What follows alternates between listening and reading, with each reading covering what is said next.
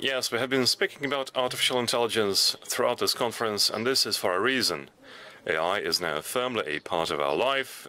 These are not exotic words. This is part of the things that we see every day, and this has equally become a part, AI has equally become a part of our lives as citizens and businesses. This is a hundreds of millions of dollars worth of a market. In several years, it will reach several billion dollars, according to various estimates. This is evidence that this is super important. Now, the question is, what is in the way? What are the stumbling blocks on the path of the society and businesses relating with artificial intelligence and with each other using artificial intelligence? So I'm going to start with the concerns that research highlights on the part of the people. You know, these figures vary obviously from one region to another. In Asia, people treat ethics with a lot less concern as opposed to Europe, where 70% of people are concerned with it. Russia is mostly closer to Asia. You know, 44% of our citizens and companies are concerned with the ethical side of AI applications. And the second problem is the black box problem. People do not understand how decisions are made, why software makes certain decisions with respect to humans, you know, sometimes resolving certain life situations, not exactly the fate, but the certain life situations. You know, when you hire a car on car sharing, you decide certain classes of cars and certain vehicles, specific vehicles. It's AI that decides the classes of vehicles that you can use. The question of why did not really get answered. There are these concerns, there are these risks. Everyone remembers the film about the Terminator. Now, let's dissect every one of these problems, and then I'm going to cite certain examples that illustrate each of the problems. Now, what the President has been mentioning today, there certainly must be the ethical issues ironed out. You need to have the principles formulated. And if these decisions have only been adopted, and not all the decisions have been adopted, then the leading companies, AI leaders, have long framed these approaches, and they have been guided by these approaches for a long time. Now, what are these principles? Well, first off, technologies must be safe. They must be fundamentally safe. Also, they must never be used to harm people. This is a super important feature of AI, because obviously there are always temptations to use AI for certain, you know, military purposes and not defensive purposes. And we appreciate that now there's an ongoing fight between people, not just on the field of battle, but also on the networks. Personal data. The systems cannot manipulate the public opinion. Everyone heard a lot about this problem, you know, election interfering, etc. And transparency of technology. It needs to be a transparent box as opposed to a black box. We need to understand how decisions are made. A lot has been done by a lot of governments, and our government is one of the leaders in the world by these measures. The goals of artificial intelligence are development for the benefit of the people, for the benefit of companies, to enforce the law. We have the strategy, the AI strategy. We have the federal project. These are all good foundations where you can build on with various applications of AI. Now, what are the various interactions strategies between AI and humans? Well, there's a litany of them. Some decisions might be made by AI, and people are simply implementing them. Sometimes people are recommending decisions to AI, and vice versa. There can be all kinds of interactions. The important thing to highlight here is, if you look at this chart, then you will see that in the most In the lower case, when all the 5 approaches are used, you get the maximum synergy effect, and this is perhaps the foundation of it all. You need to understand that every item contributes something, but then all of these things contribute the maximum.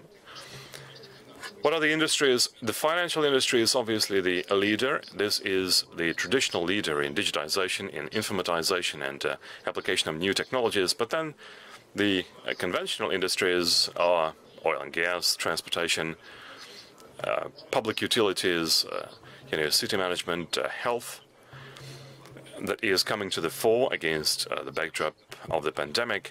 These are all the industries that can benefit a lot, and these industries have been gaining very strongly from AI applications. You can see that all the leading companies have been involved in this race to benefit from AI, both Russian leaders and international leaders. You can see that the Russian companies like traditionally conservative sectors like oil and gas, you can see that Gazprom is one of the leaders. This is one of the leading companies in AI applications. Other companies have been catching up. Gazprom is still using Gazprom as a trial range, but it has been following the achievements of its subsidiary. It is looking to take over the experience. It would be very strange not to mention Sberbank.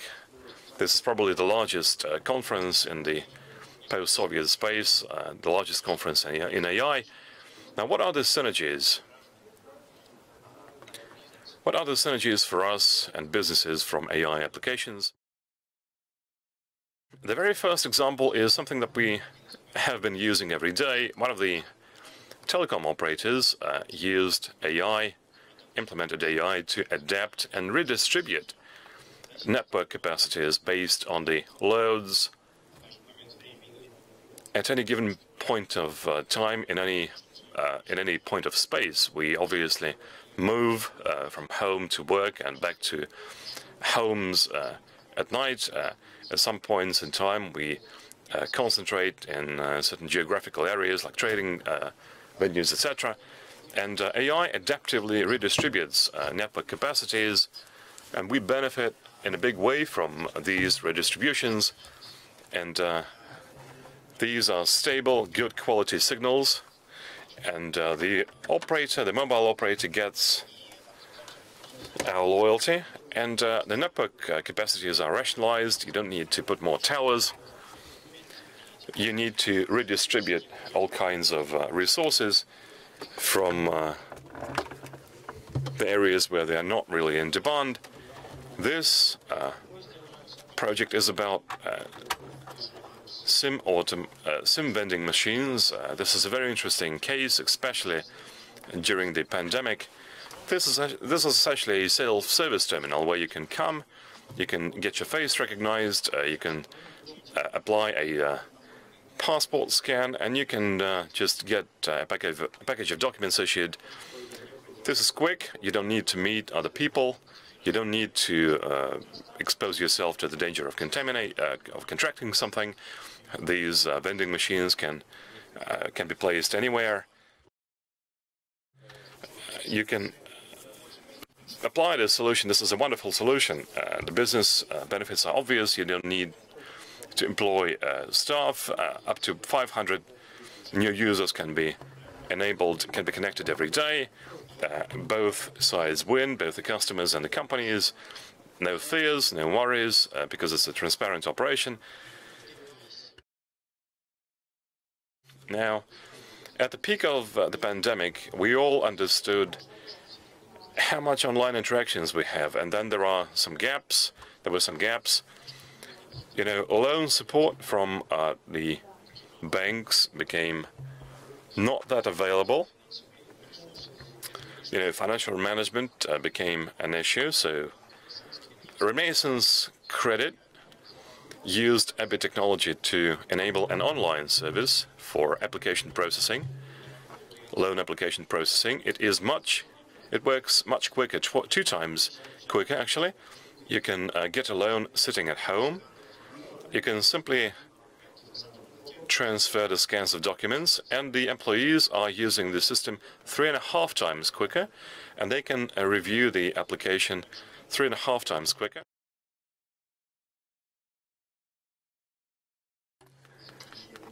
That is an obvious benefit.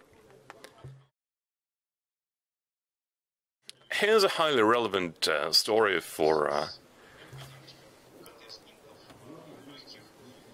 diagnosing things based on CT scans. Hopefully you have not encountered this capability, and hopefully you never will. But sometimes people need to use this service, appreciably when there's a great flow of people. There may be shortages of capacity, hardware, people to diagnose things based on the images. And when you do the CAT scan, the system gives you a preliminary diagnosis with a very high probability, with a very high accuracy, whether you have certain things in lungs. You get the outcome very quickly, you get the diagnosis quickly, there are savings on costs, you get the adjustments, you don't need to wait for interpretations for that long, and I genuinely hope that this story is going to gain traction both in CAT scans and in all kinds of other medical imagery, because waiting for interpretation should not be that long. It should be minutes and not hours. Hopefully this is going to be the situation everywhere. Now, the last example I'm going to cite here is the example of, again, this is our project that we put together, and unfortunately that was not in Russia. But in Russia we are still working with certain medical institutions and the government on health projects. This is a project to analyze the business processes, the so-called process mining. We have been analyzing the business process for patient appointments.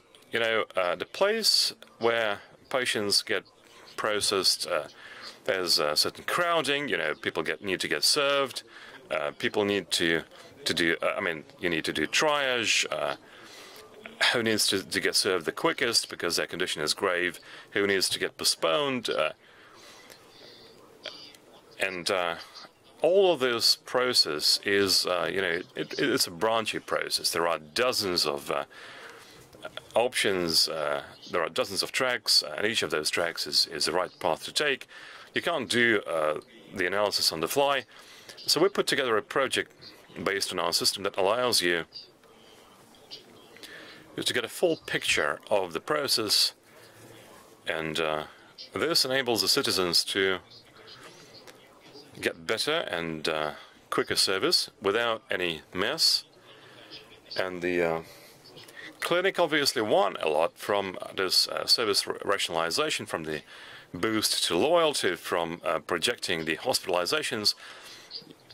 You know, if commitments of patients to hospital are projected, then capacity can be reused.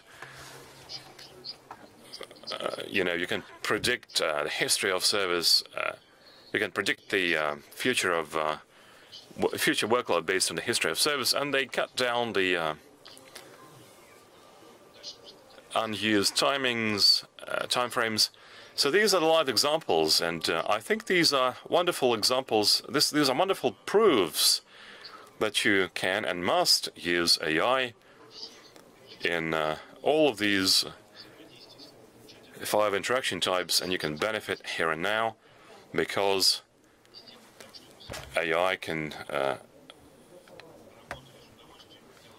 make you work with pleasure, because routine is going to be taken over by AI, and you may actually earn better because productivity is really increased. And I think this is the beautiful future that we are all aspiring towards and are trying to. Many thanks for the exciting presentation.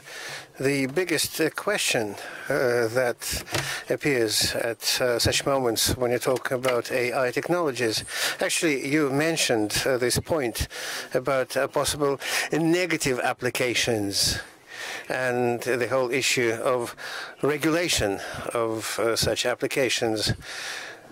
are we to expect some new robo-technology laws that Isaac Asimov created in literature? What would be the best approach, according to you? You know, I think that the approach here it's by no accident that I made this comparison with weapons, or maybe a tool. How can you make people use nuclear power in only peaceful terms? Through regulation, through intergovernment agreements. So every new technology, well, of course, there'll be always a temptation to use it for evil. But I think laws and maybe international agreements should be made to regulate this activity. Unfortunately, I don't see a way to make it to do differently, to enforce people through agreements. Yes, of course. There should be some regulatory framework, and there should be a public consensus, just like in case of any things like discrimination, military conflicts, that it's unacceptable. So I think that, in fact, if you run a poll, this consensus is present. It's just people don't yet understand it. It's not yet transparent. So AI is something difficult to understand, and I'm not going to job. I think the society should mature to work out such regulations and initiatives, because it has to be based on the understanding of how it all works. Yes, evangelism, education, explanation to people how it all works, and building the habit that it's an integral part of our life. And then once you recognize this part of your life, you start saying, okay, let's leave this and ban that. It's dangerous. Accepted. Understood. Many thanks to you.